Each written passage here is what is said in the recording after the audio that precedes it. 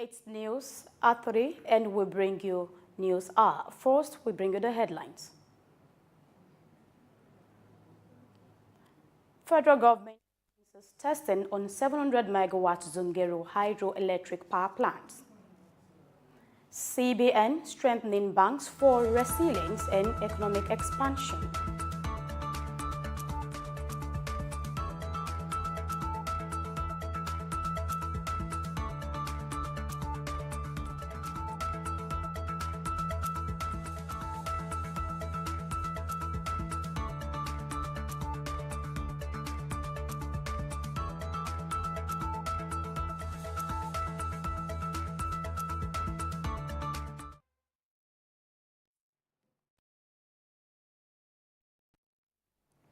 It's always a pleasure having you join us on News Hour, where we share with you business and developmental stories from Nigeria and across the globe. I am Grace Komolafe. We begin from Nigeria. The federal government announced that testing has commenced on the 700 megawatt Zungeru hydroelectric power plants ahead of the evaluation of electricity from the facility to the national grid. It also stated that the 1.3 billion naira project located in Niger State had been connected to the national grid, in contrast to claims in some quarters that the plant was not connected to the grid. The Minister of Power, Adebayo Adelabu, disclosed this while providing answers to industry questions contained in a document released in Abuja on Sunday by his Special Advisor, Strategic Communication and Media Relations, Bolaji Tunji. The Zungeru hydroelectric power plant is a major infrastructure project with the capacity to generate 700 megawatts, making it the second largest hydroelectric plant in Nigeria. Behind the Kanji Dam, located in the Kaduna River near the town of Zungeru in Niger State, the plant is to generate 2.64 billion kilowatt-hour of electricity annually, meeting nearly 10% of Nigeria's domestic energy needs. The plant provides flood control, irrigation, water and fish breeding facilities, and its construction partners include the consortium of Chinese firms, Sino-Hydro Corporation Limited and China National Electric Engineering Company.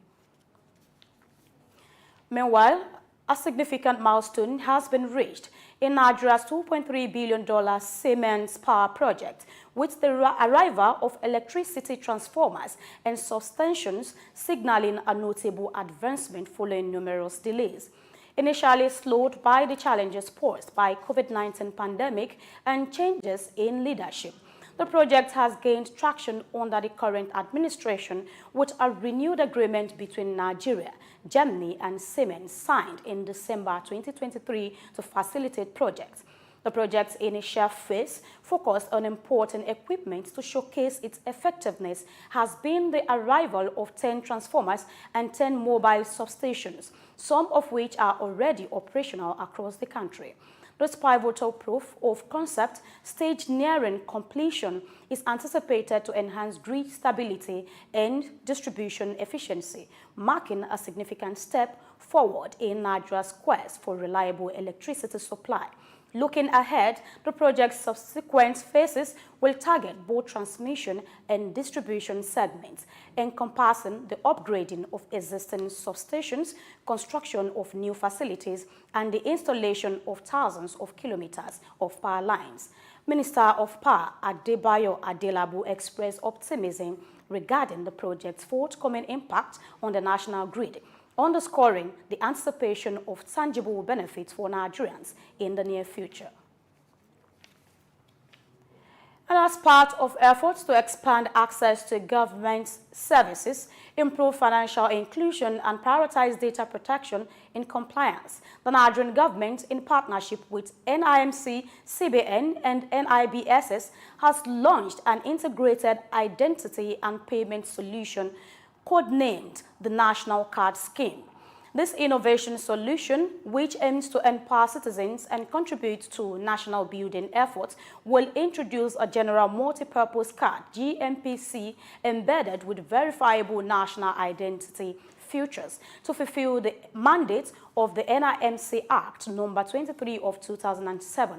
The card serves as the default national identity card, enabling cardholders to prove their identity, access various services, and promote financial inclusion.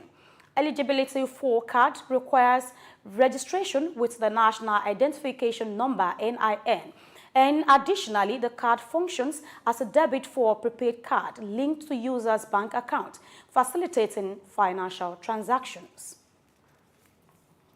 Still in government, Ondo State Governor Lucky Aiyedatiwa during the state's Entrepreneurship Summit announced the construction of 2 new technological schools, emphasizing the importance of these skills in today's economy, where young people can become solution providers and entrepreneurs, while funding for these schools is included in the 2024 budget. The governor during the summit launched several other initiatives and increased the number of beneficiaries for Young Entrepreneurs Grant from 10 to 20,000, raising the total funding from 300 million naira to 60 million naira. Winners of the ONDEA My Idea competition will receive 1 million naira each and 2 million in business support. Additionally, 220 million naira in grants were recently approved for artisans, traders, and small businesses in the state. The summit also served as a venue to announce Ondo State as the host of Global Entrepreneurship Festival in November 2024. This prestigious event will bring together global leaders, renowned speakers, and entrepreneurs for a week-long celebration of entrepreneurship. And the Ondo State Governor will sponsor its most talented entrepreneurs to attend the festival. Away from that, despite economic challenges, Nigerian banks have shown remarkable resilience with strong financial indicators. However, to support the government's goal of a $1 trillion economy, the Central Bank of Nigeria, CBN, has significantly increased minimum capital requirements for banks. The new requirements range from a 400% increase for regional commercial banks to a 900% increase for banks with international authorization. This aims to strengthen banks' ability to lend to businesses and propel economic growth. Analysts and industry experts support the move, highlighting the need to adjust for inflation and enhance the banking system's stability. The recapitalization is expected to attract foreign investment and create stronger, more competitive bank. The extended 2-year deadline for banks to meet the new requirements allows for various strategies like issuing new shares or mergers and acquisitions. The banking industry itself is confident it can navigate the recapitalization process and emerge even better positioned to contribute to Nigeria's economic developments. Moving on, the Association of Bureau de Change Operators of Nigeria, ABCON, has formally requested the Central Bank of Nigeria, CBN, to reconsider and lower the applicable exchange rate for Bureau de Change BDC operators, currently set at 1,251 naira per dollar, due to its perceived expensiveness amidst a challenging forex landscape.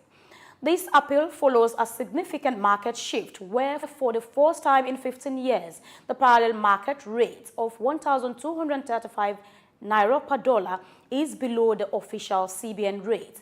In a letter signed by its president, Aminu Gwadabe, to the director of the Trade and Exchange Department, concerns were raised over the challenges faced by BDCs in offloading the expensive CBN rates to retail buyers seeking cheaper alternatives from undocumented forex operators. It noted that the Naira's swift recovery has rendered the CBN's rates difficult to manage, leading to potential losses for BDCs who purchase dollars at higher rates and are now unable to sell at the prevailing market rate.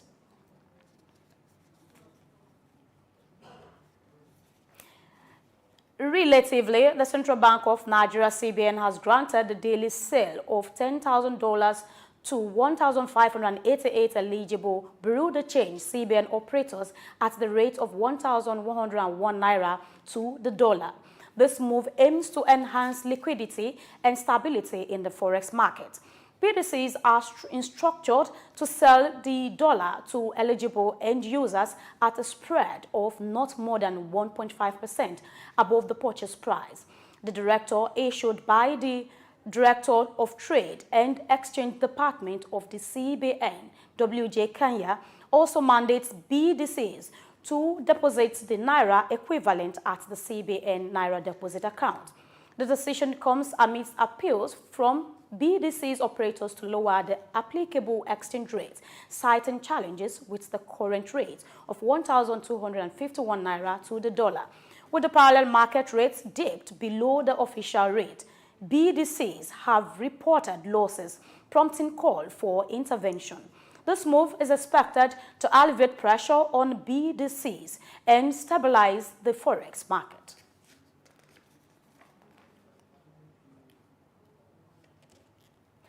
In response to the decision of the Nigerian government to increase electricity tariffs of Band A customers across the country, the Abuja Chamber of Commerce and Industry has expressed deep concerns and warned of significant threats to businesses' long-term sustainability.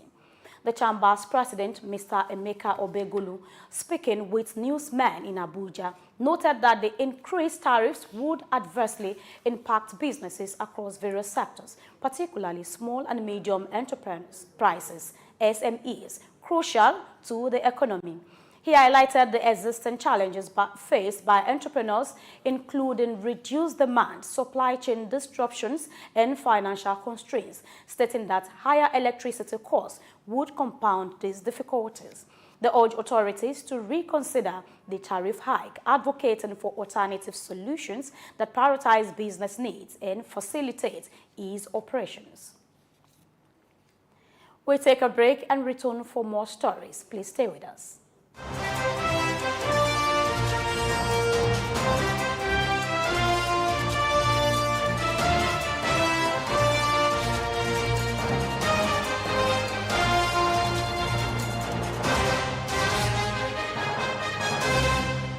We've got just what you need right here at Femi Wash Media. Call it the Midas touch and you wouldn't be wrong. Let us record, produce, mix and master your audio like nobody does. Reach us on our contact today for the best quality job.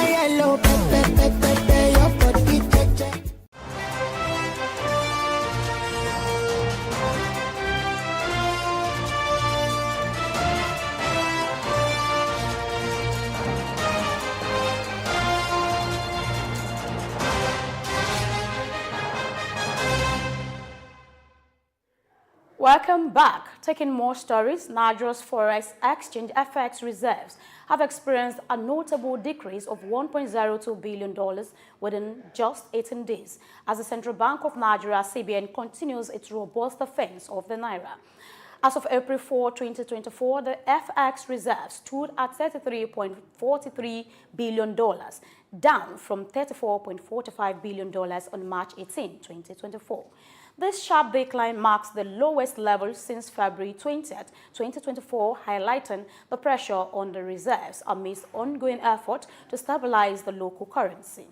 The CBN's intervention in the FX market, including the clearance of foreign exchange backlogs and the sale of dollars to bureau de change operators, have likely contributed to this decline. This depletion raises concerns about Nigeria's balance of payments, investor confidence, and its ability to meet international obligations, particularly amid economic challenges in the oil and gas sector.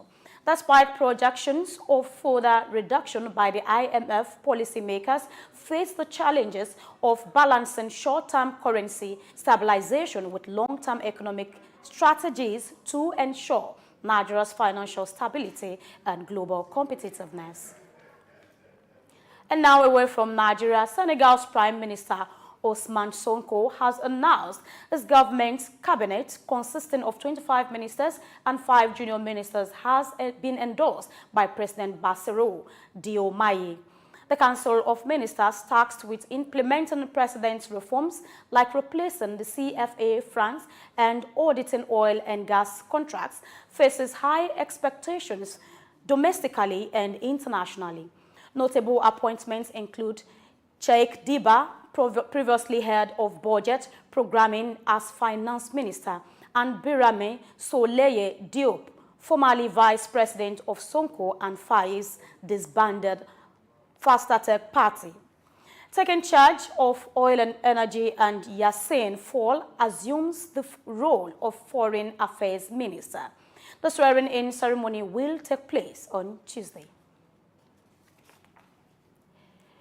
In an unprecedented move, the Central African Republic played host to its inaugural visit from a delegation representing Kenya, marking a significant milestone in bilateral relations. During the historic 24-hour visit, discussions between Central African President Faustin Archange Touadera and the Kenya representatives centered on enhancing cooperation and fostering progress. Touadera expressed gratitude for the visit, hailing it as a promising opportunity to strengthen ties and explore avenues for mutual development. The Kenyan delegation, led by prominent figures, commended Touadera's efforts in promoting stability and peace within the Central African Republic. Both sides emphasized the potential for collaboration in various sectors, including agriculture and energy transition, signaling a shared commitment to advancing socio-economic growth in the region.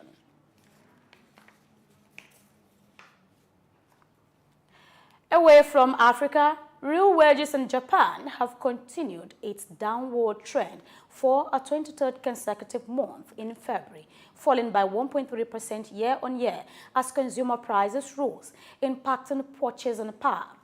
This decline in real wages is closely monitored by the Bank of Japan, which considered pay and inflation data in deciding monetary policy adjustment.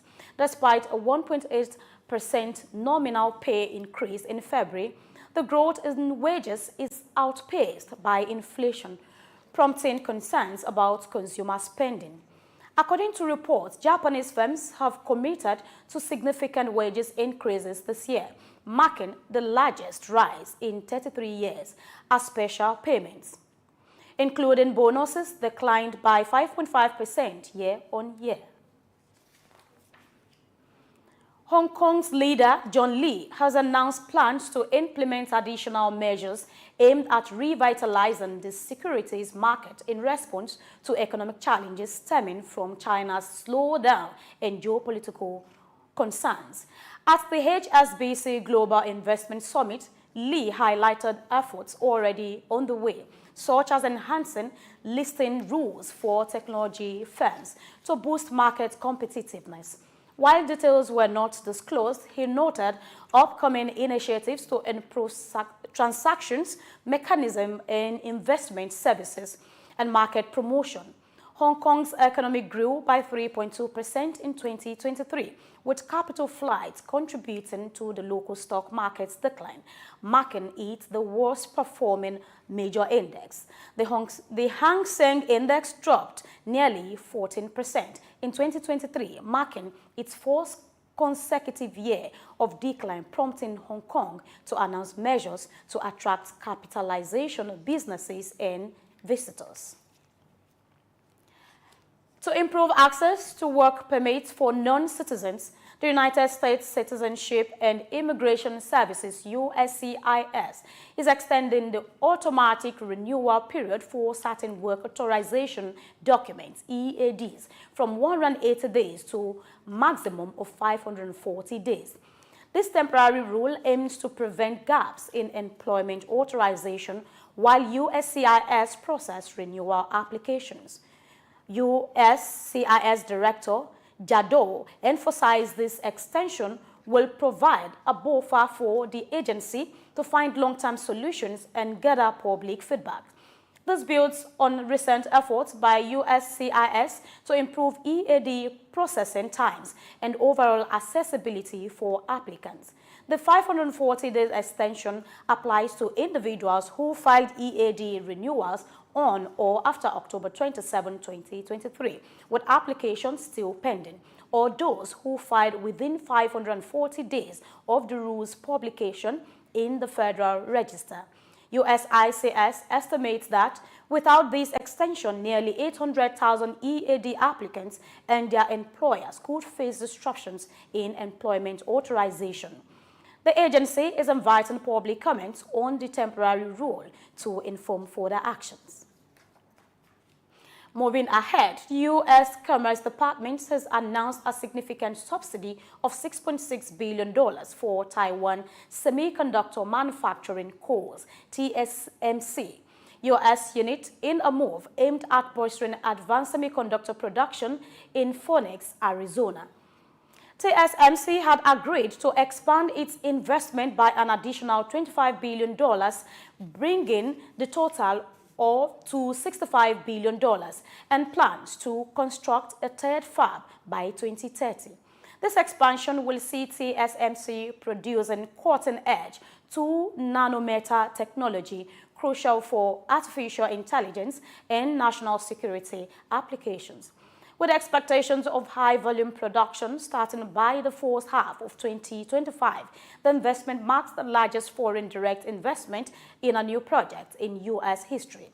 The initiative is part of Congress's CHIPS and Sciences Act, aiming to enhance domestic semiconductor output. Through this endeavors, TSMC's Arizona facilities will support leading U.S. tech firms, creating thousands of manufacturing and construction jobs and fostering technological innovation while addressing supply chain concerns. Moving ahead, Brent crude surpassed $91 per barrel over the weekend, marking a significant increase from recent levels.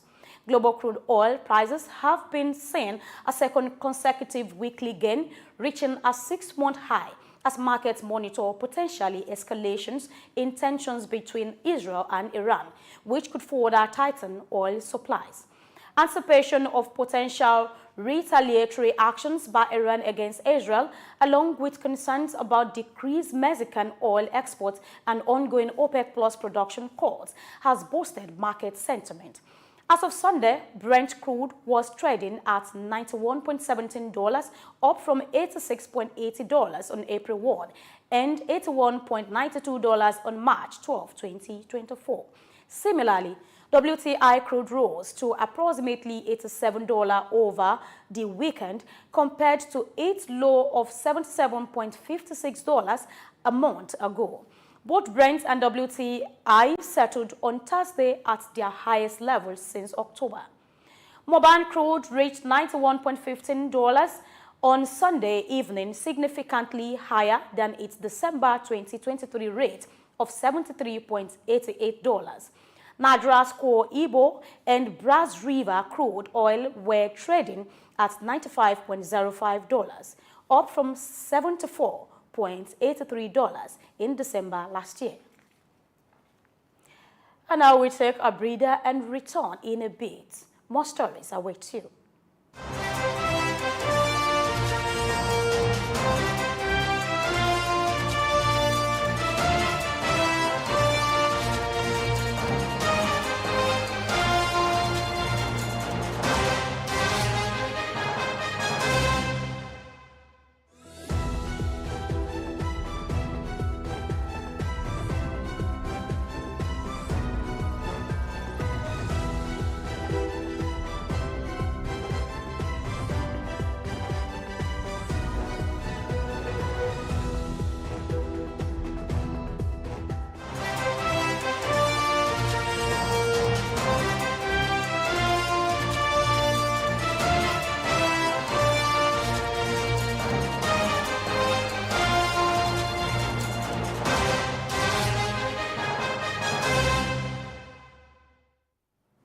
Glad to know you are still with us. Don't forget to like, comment, and share content on all our social media platforms.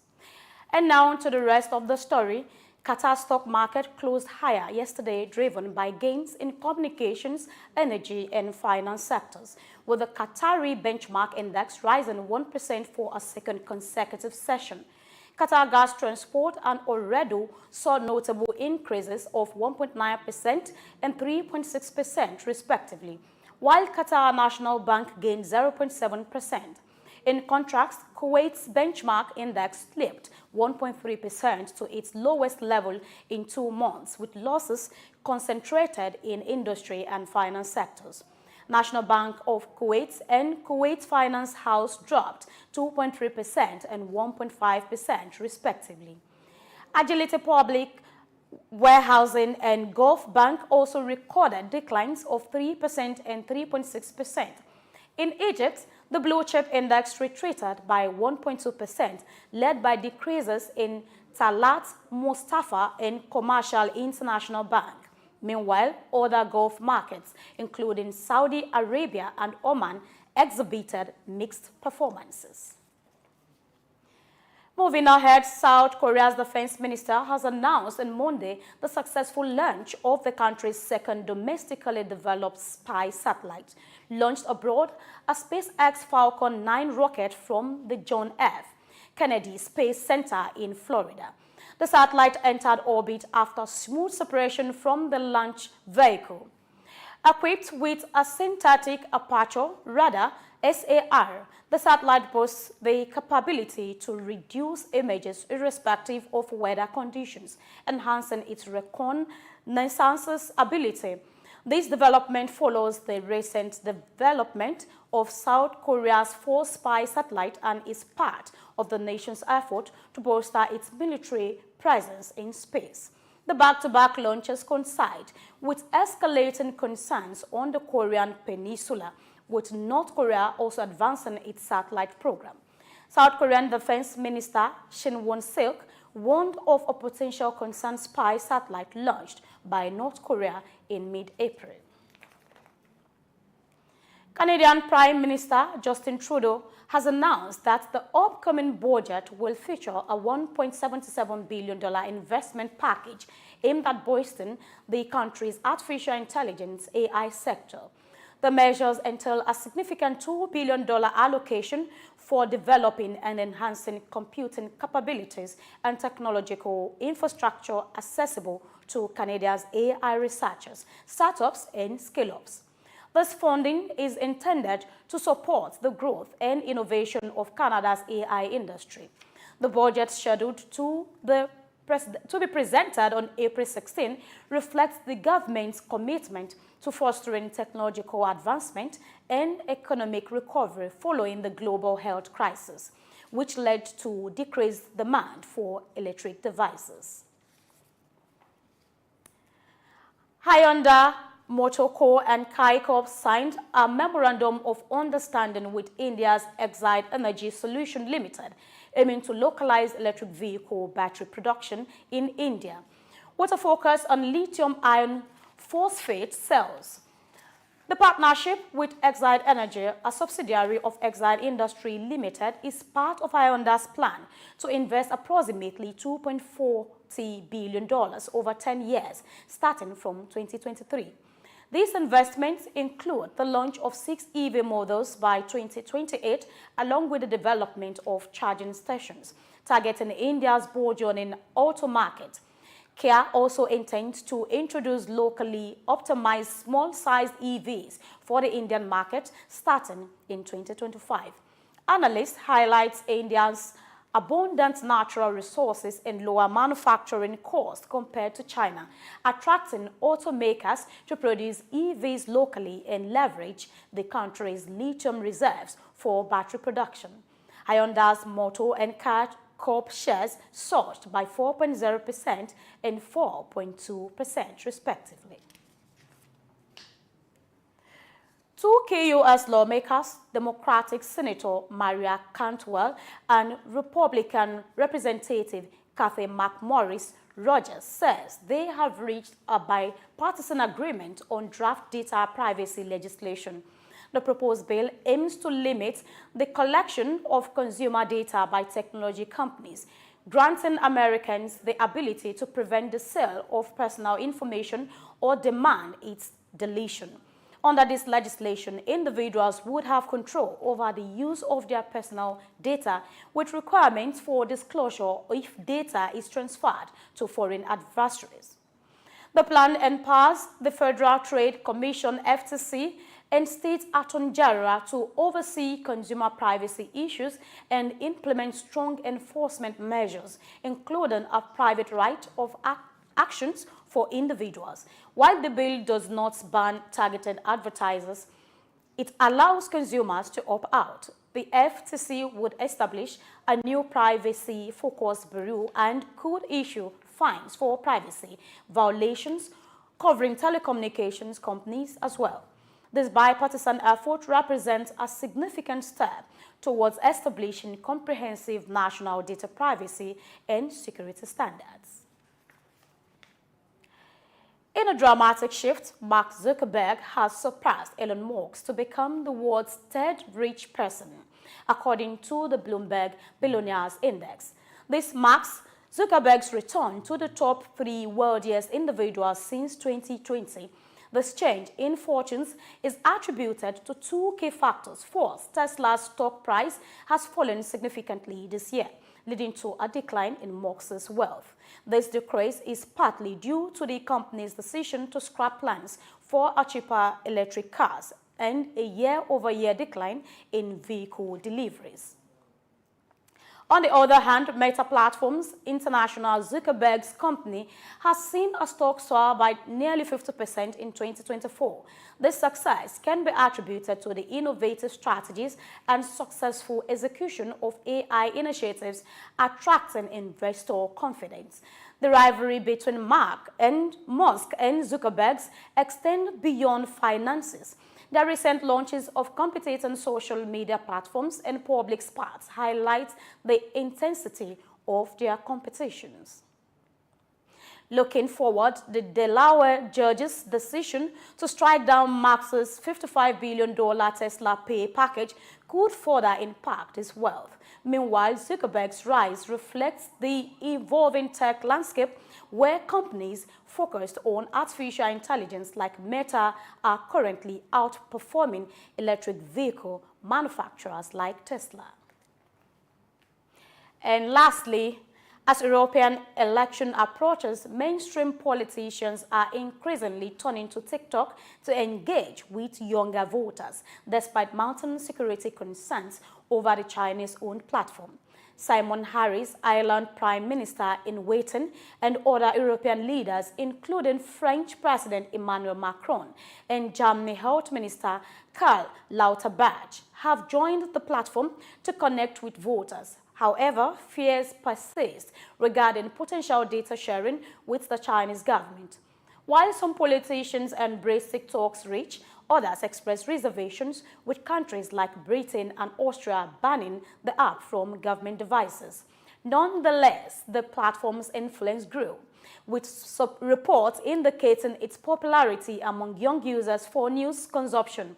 As political parties navigate this landscape, the imperative to engage with younger demographics clashes with security considerations, shaping a complex dynamic in European politics. And that's all we have for you today on News Hour. Many thanks for watching. I am Grace Komolafe. SOUQ Pulse comes up in a bit. Please stay.